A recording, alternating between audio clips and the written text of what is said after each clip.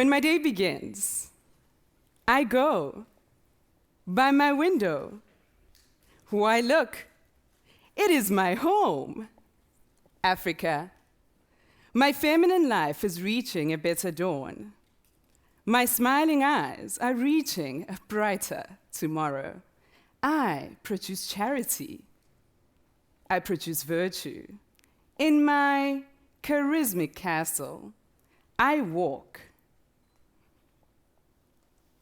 with my African elegance. That is a segment from a poem that I wrote when I was 15 years old. I wrote that poem for the same reasons that I'm standing in front of you today, which is to share a vision for Africa.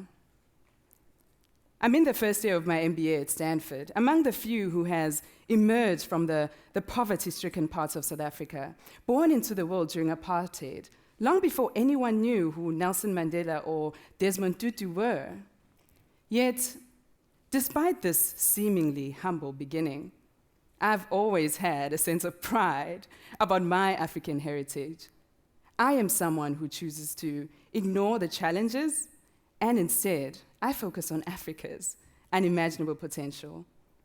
I have made it my life's mission to share this vision with the rest of the world in the hopes that they can be inspired to be part of making it a reality. I will start by saying that it has been way too long that the image of the African continent has been painted as this dark place that one needs to escape. Indeed, we've seen enough articles and documentaries painting Africa as a dark continent, showing pictures of sick and hungry children. I will not even dwell on my own experiences with poverty and violence when I was growing up. Now is the time to paint a different outlook for Africa. I would like to paint a picture of this vision that I have. Now what I see is a breathtaking painting, one so stunning that you could sit and stare at it for days on end with pride. This is the painting in which my vision for Africa comes to life. In this painting, Africa is a place that's emerging from the most amazing gifts as she prospers from her endowment of culture, talent, resources, and of course, the best of nature's wildlife. Allow me to quote a few facts. On that painting is a majestic beast of land. Now, Africa is the second largest continent in the world. It has about 20% of all the available land area, yet surprisingly, still has more than half of all the available cropland in the world. I imagine that majestic beast of land has the capacity to host anything from leading organizations in Africa that are looking to grow or international conglomerates that have already saturated their potential in the developed world.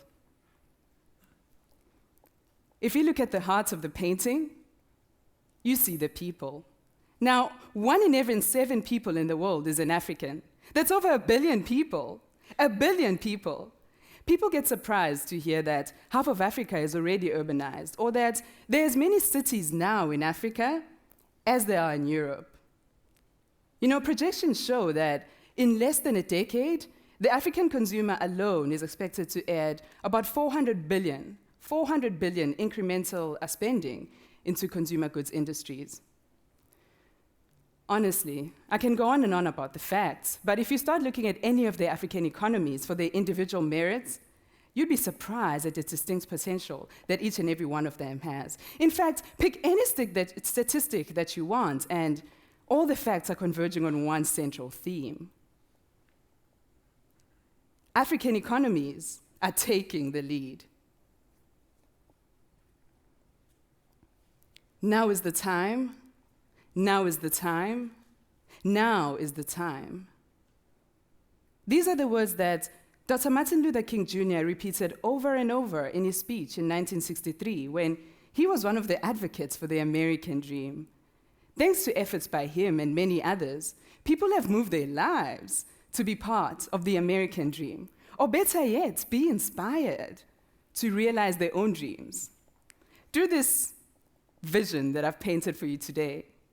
I hope you too develop an urge to be part of the Africa dream, to be among the architects and the designers of this breathtaking painting that people will be writing about for generations to come. In my young career, I've worked with organizations across the African continent, both in the public and the private sector. I have been privileged to work with both African-born and non-African-born leaders that are currently carving their mark on that painting. I have been there, and I have seen it. And after I complete my MBA at Stanford, I'm going to continue driving growth in the African continent. I'm also a speaker, a poet, and a writer, and I'm passionate about continuing to develop empowerment programs targeted at women and at the youth. That painting, it's not finished yet. And there's still a lot of potential for you to have a mark. I'm very open to having conversations with any one of you that are thinking about how we can harvest the potential that lies in the African continent. My African home. It symbolizes beauty. My African continent, it symbolizes unity. I love my home with the utmost dignity, for I am an African. When my day is done, I go by my window again. Why, look, it is still my home. Africa. I leave you all with one question. Are you prepared to make history and be part of Africa's amazing story? Thank you.